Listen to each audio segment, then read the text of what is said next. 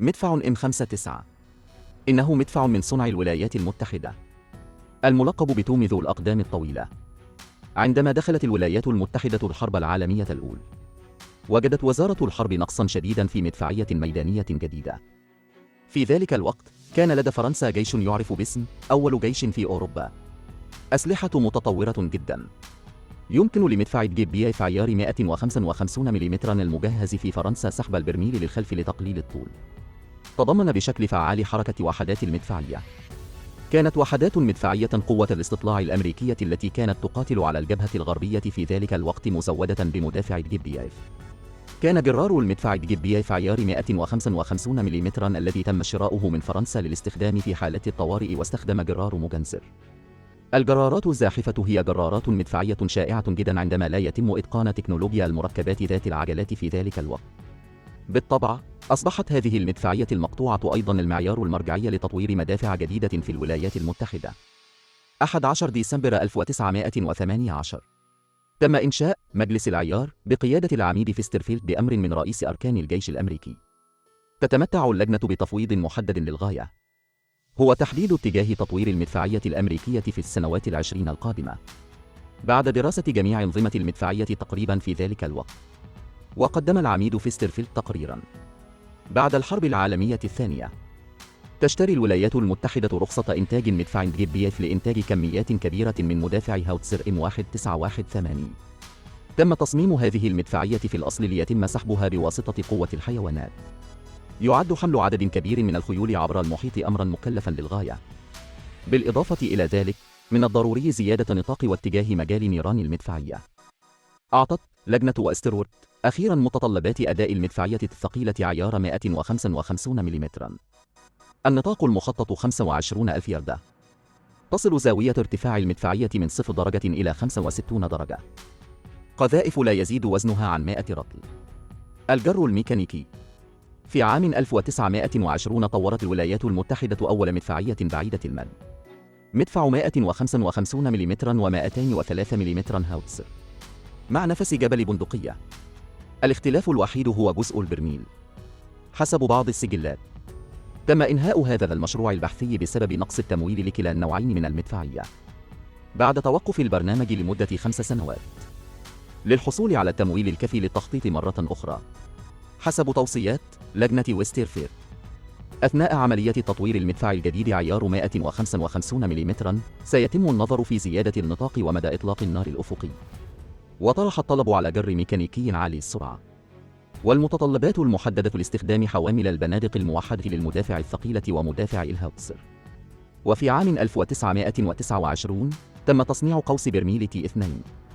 تم أيضا تطوير ماسورة البندقية عيار 155 ملم المقابلة لقوس الأسطوانة بشكل مستمر. 1933 تم اختبار مدفع T2 عيار 155 ملم في أبردين بروفنكران، مزود ببرميل أطول وفقا لنتائج الاختبار، والمسمى T4. كان آخر مدفع برميل يبلغ طوله 155 ملم هو قوس برميل T2 مع برميل T4. تم تسمية هذا الإصدار باسم M1. كان مارس 1939 مدفع M1 مجهز بكتيبة مدفعية أول. هذا هو لون غلايكستاوم الشهير. إصدارات إنتاج هذا المدفع هي M1A1، M1A1E1، M1A1E3، M2، M2E1. بعد الحرب العالمية الثانية، عندما أعاد الجيش الأمريكي ترقيم جميع قطع المدفعية ذات الصلة إلى رقم M59، وزن المدفع M59 هو 13,880 كيلوغرام أثناء الحركة.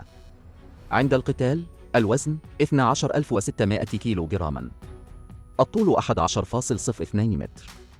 طول البرميل 7.03 متر، قطر 45 مرة. مدى زاوية التصوير شرطة 2. سرعة الفوهة 853 مترا. أقصى مدى 23,221 متر. وزن الهيكل من 42 إلى 43.1 كيلوغراما، لأن البرميل أطول من كل البنادق التي تم قطرها من نفس الفترة. ومن هنا جاء لقب لون غلايك التوم. يوجد كم في مؤخرة البرميل متصل بمؤخرة البرميل. يتراجع المقعد تلقائيا ويتحول إلى اليمين عند فتح المؤخرة. المدفعي يحتاج فقط إلى سحب عصا التحكم مرة واحدة. اعتماد جهاز هيدروليكي مضاد للارتداد. يمكن تعديل طول الارتداد لزيادة زاوية الارتفاع. مرتكز الدوران للحامل العلوي مرتفع وقريب من مؤخرة البرميل، لذلك تتم إضافة آلية التوازن لقضيبين هيدروليكيين. يعتمد ذو الإطار السفلي على عجلة مزدوجة المحور، مدعومة ب4 مجموعات من الإطارات المطاطية ذات العجلتين العريضتين. وتشمل الذخيرة التي استخدمتها لونغ إكستوم قنابل يدوية شديدة الانفجار وقذائف مدرعة شديدة الانفجار وقنابل دخان وقذائف كيماوية. لا يمكن استخدام قذائف تشبه قذائف هاوتزر عيار 155 ملم معها. يمكن لوقود مسحوق النيتروغليسرين 9.25 كيلوغراما إطلاق جولات تجزئة شديدة الانفجار تصل إلى 17 كيلومترا. إذا كانت ترغب في الوصول إلى أقصى مدى يبلغ 23 كيلومترا. مطلوب 4.72 كيلوغرام حزمة إضافية.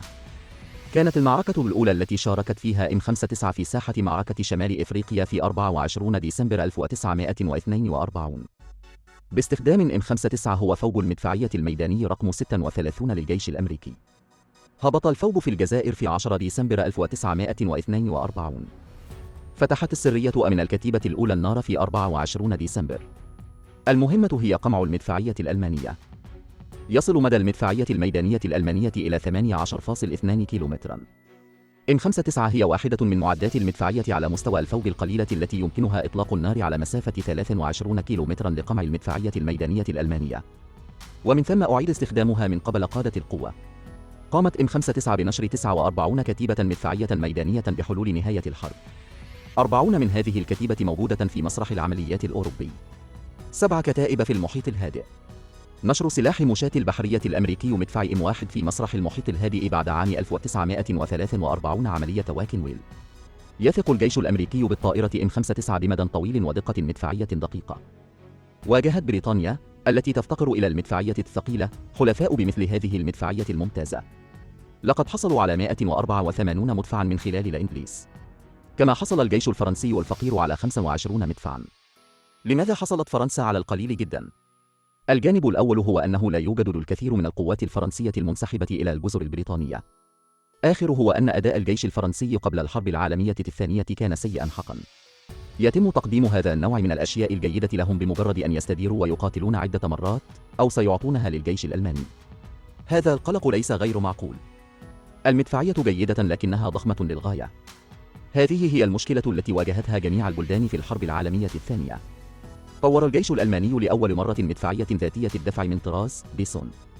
بدءا من هذا تم تطوير مجموعة متنوعة من المدفعية ذاتية الدفع، وتشمل هذه المدفعية ذاتية الدفع من طراز بامبل بمدفع ثقيل عيار 150 ملم.